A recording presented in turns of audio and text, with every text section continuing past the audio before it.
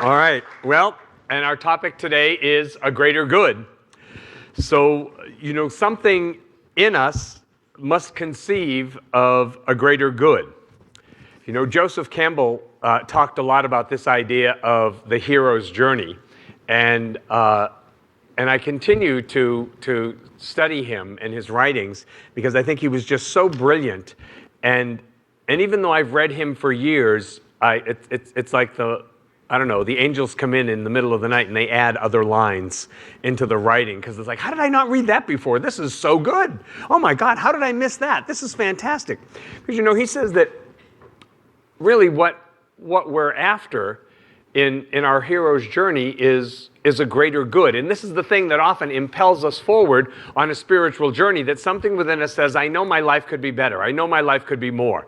I know my life could be happier, healthier, more prosperous, whatever that is. So something in us has to conceive of a greater good. And how do we do that? Well, we do that through our imagination, right? Your greater good is seeded through your imagination. So in your imagination, what we all do is we nurture our heart's desire. That's the theme of our Journey of the Heart campaign this year, Your Heart's Desire. We nurture our heart's desire and keep it safe while it starts to grow and while it develops. See, because I think through our imagination, we expand our dreams until they can actually no longer be contained. And what they do is they actually kind of insist themselves into being, right? But that means it has to live inside of us for a while before it shows up out here. This is what we teach in the Science of Mind, that things cook in consciousness for a long time before they actually show up in the manifest world, right? And so how we do that, one of the ways we do that is with the power of our imagination, because the imagination, your imagination and my imagination, is the birthplace of possibility for us. I'm talking about imagination from a deep, desirous, soulful place, a place that we all knew well when we were young children. That kind of a place. That place where you could be really, really convinced that a cardboard box was a spaceship, or that place where it wasn't about external things, it was about what was happening within you. This incredible capacity. And we think, oh, that's the stuff of children. Absolutely not. Absolutely not. It's always applicable. Anybody can see some of what's in front of them, right? That doesn't take any particular skill or talent. But begin to look for imagination. Everything we see in the visible world around us started in somebody's imagination before it actually took form, right? People's imagination inspired all of it that we see. Everything invented was first imagined. So since you are the avenue God uses to bring a greater good forward, you cannot experience what you cannot imagine, right? I mean, how can the universe bring you a greater good if you can't imagine, if you cannot conceive, if you cannot even have a tiny little belief in a greater good is available, is possible for you? You can't experience what you can't imagine. Yet, you always experience what you do imagine. Isn't that one of those spiritual paradoxes? Think about it. We need to first imagine our heart's desire into being. That's where it begins. And I think that one of the ways that we do this in very practical terms is that we get all of our senses involved. Now, I don't remember the car exactly, the automobile that he was selling, but I remember Ricardo Montalban talking about fine Corinthian leather. Do you remember that? And I didn't know what it was, but I knew it was for me. I had no idea what fine Corinthian leather was, but I'd go into shoe stores and I'd pet shoes and say, I think this must be fine Corinthian leather. This feels really good. See, because what he was doing is that he was getting our senses involved in that car. How many of us have ever sat in a new car, or even a new car to us, and it has that new car smell? And you're like, new car smell. It hasn't been carrying buckets of fried chicken or gym clothes or anything like that, We have to get I think with our heart's desire, we have to figure out, how do I get all of my senses involved, right? All of my senses and also all of my emotions involved. See, I think we are good with our imagination when we're afraid of something in the future. We're good with our imagination with regards to what we know or say we don't want, right?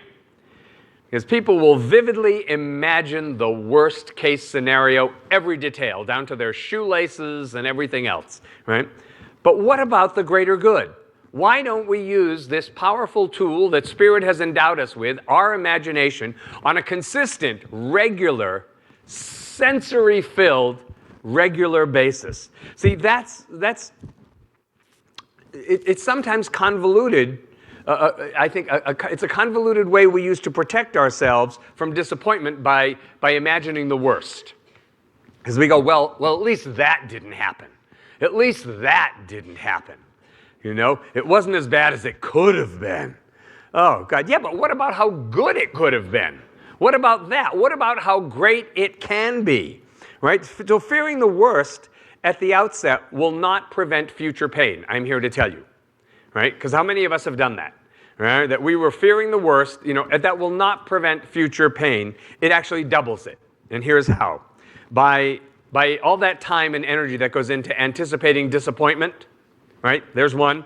And the second thing is by attracting it, because what you put out, you get back, right? So you're just telling the universe that you're kind of a magnet. You're like a landing pad or a resting place for that experience that you do not want to have. This is Job in the Old Testament where he says, the thing I feared has come upon me.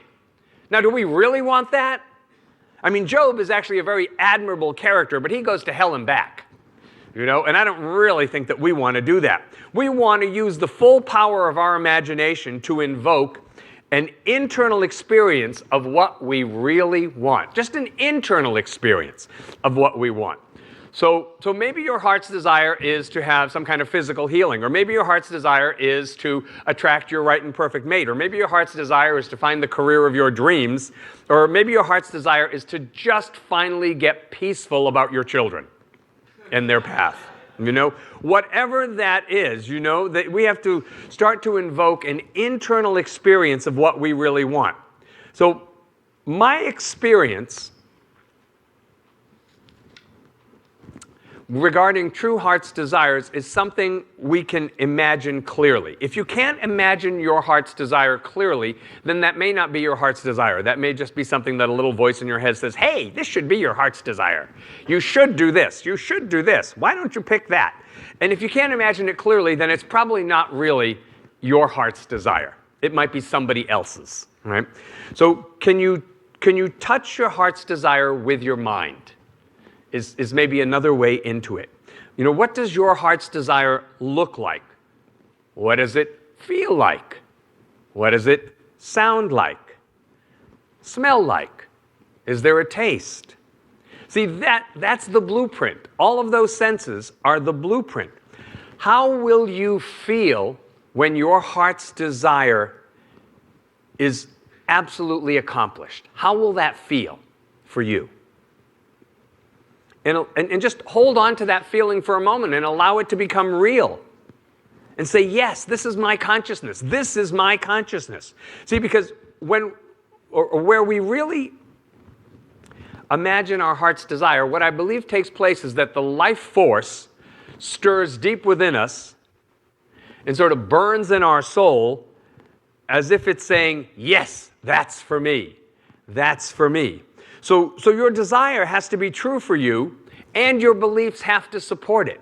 So it's not just about having a great heart's desire, it's about having the beliefs that support it. Because real imagination, I think, accepts no limits. Remember back when you were a kid and you had that cardboard box, you know? That you were not limited with that cardboard box. It could be anything. It could be a tank. It could be a house. It could be your rocket ship. It could be a grocery store. It could be absolutely anything, because real imagination accepts no limits. It challenges the boundaries of what's conventional. You know, whatever that conventional wisdom is, we're challenging it. You know, someone imagined going to the moon. Imagine that there was a time that nobody had ever thought about that yet. Someone imagined travel to Mars. The internet, Facebook, organ transplants. My God, it's endless now. Right? But all of those things started in somebody's imagination, somebody who was willing to go beyond the bounds of whatever conventional wisdom was at the time. So I think we have to keep our imagination thriving with input that feeds our dreams.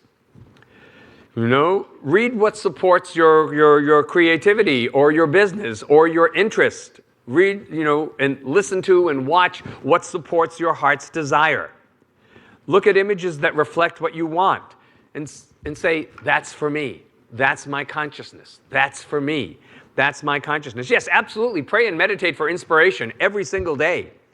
And dare to bypass whatever those images are that restrict you. Well, nobody's ever done it before. So what? Right? So what? Nobody's ever done it before. What? Are they in charge of your good? Are they in charge of living your life? You want that on your gravestone, lived by everybody else's rules and limitations? If imagination is a garden, we'll say, worry is the weed. And it spreads and spreads and spreads and will eventually take over.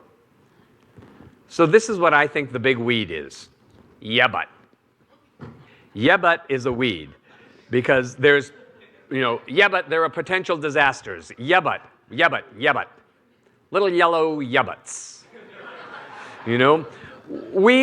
Weeds are scary, and I think they prevent us from imagining what we really, really want. Yeah, but the competition. Yeah, but the chances of succeeding. Yeah, but what if I fail? Yeah, but it's not logical. Yeah, but you shouldn't get your hopes up. Yeah, but come on, be realistic.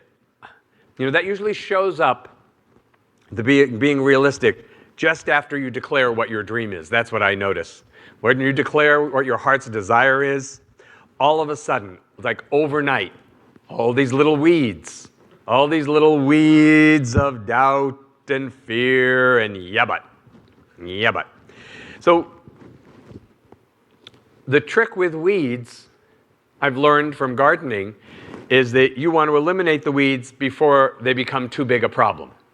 So when they're really little, it seems like a lot of work, but it's better to pull them out then, rather than when they get really big. Because when they get really big, their roots are wrapped around the things that you actually want in your garden. And so sometimes you could pull the good plants out too. So I think, what we endeavor to do is to protect ourselves and our dream from well-meaning negatives. You know what I'm talking about. We all have them in our life. The well-meaning negatives.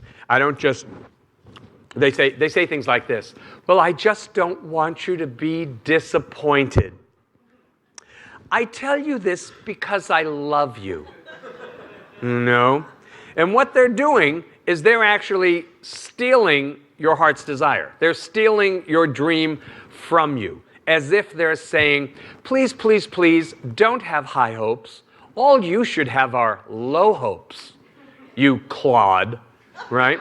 And it's like, well, thanks. Thanks for your support. I really appreciate that. Don't let them steal your dream, right? Don't share your heart's desire with them. You have to give your heart's desire lots of love on a regular basis, just like when you plant things and they're first starting to grow. They're at that very tender phase where they require lots of good, loving, regular attention. The other thing I realize around this is that, there's really no place for envy in this process. That if we would be tempted to ever envy, how we need to hold that is say, oh, this is inspiration. Thank you, God, for the inspiration, for showing me what's possible. Somebody else has achieved, so that means I can do this. It might not look exactly like theirs. In fact, it probably will not, but that you're showing me. You're actually giving me a preview of coming attractions. This is what's possible, what's available for me. And again, I want to say, if you can't imagine your heart's desire, maybe it's just not your heart's desire. It just might not be that compelling to you, because I think what our heart's desire should be really, really compelling. Like we really, really want it. It's not like a chore to have to think about it. It's a place we want to go. Right? So I think, also, just because it's karmically correct, we can't force anything or anyone. Right? There's no manipulating involved here. right? So if your heart's desire involves another person and it's not their heart's desire, then for you to pray around that and affirm around that and visualize it, that's manipulation. And I'm here to tell you that will bite you in the behind, okay? So you need to let that go. You cannot infringe on somebody else's free will, right? But I just know that they're my greatest good. No, they're not. They're not. They're not. Be healed of that right now. Boom, be healed. You know, because first of all, if you convince somebody that you are their greatest good, and they are your greatest good, if you convince them, what is it that saying? You know, a man convinced against his will is of the same opinion still. They're just going to resent you down the road. You know, and you're going to think you did a great job convincing them otherwise, and they are just going to resent you down the road, and that is just ugly, isn't it? It is. It's just ugly. So you can say, oh, all right, I'm inspired. I want something like this, or something better, because it is a big infinite universe, right? So this or something better. So turn your attention inward with me now for a moment. And think of your heart's desire, whether you wrote one that we have on a heart up here on our banner, or you haven't done that yet, or you have no intention to do that at all, that's just fine. But think about what your heart's desire is. And I would ask you to hold an image of your heart's desire in your mind. Remember, God, the universe, love has no judgment on any of it, right? Just as long as it's not involving or violating anybody else's free will. So see it with your mind's eye. And imagine as best you are available what it would be like, what it would feel like if that were actually so for you right now. Are there any sounds that you can hear? Is there a smell or a taste involved? Just allow all of your senses to be heightened in the experience of your heart's desire. And know with me that everyone and everything in the universe absolutely supports your highest and greatest good. So accept that as real for yourself right now as we continue in consciousness, recognizing that God is right here fully present, that we are surrounded and filled with the love and intelligence of the entire universe, and that right where we are is holy ground. So as we come together in consciousness today in the two or more, I speak the word for each and every one of us, that we are each a unique place where God's light and love is revealed like no place else on earth, and that by us truly being who we are our greatest blessing to the world. And so we include in our prayer today our family members and our friends and our loved ones. We see them in our mind's eye and we wrap our spiritual arms around them. We praise them and raise them in love and peace and wholeness and forgiveness. And we remember right now, as we do always, that right where they are, the fullness and the allness of God is right there. We let our prayer be a blessing in the world, so all of those situations that look so tempting, that make us fearful or doubting, we say, yep, God is even present in that. And I'm going to hold true to that belief that God is right there in the midst of that, and good, only good comes from it. We bless our church, we bless all churches, synagogues and temples and mosques and ashrams, all paths to God. And I know we're blessed by being together. And so with an open, gracious, full heart, I say thank you, God, that this is so, that this is the truth, and so it is. Together we all say, Amen.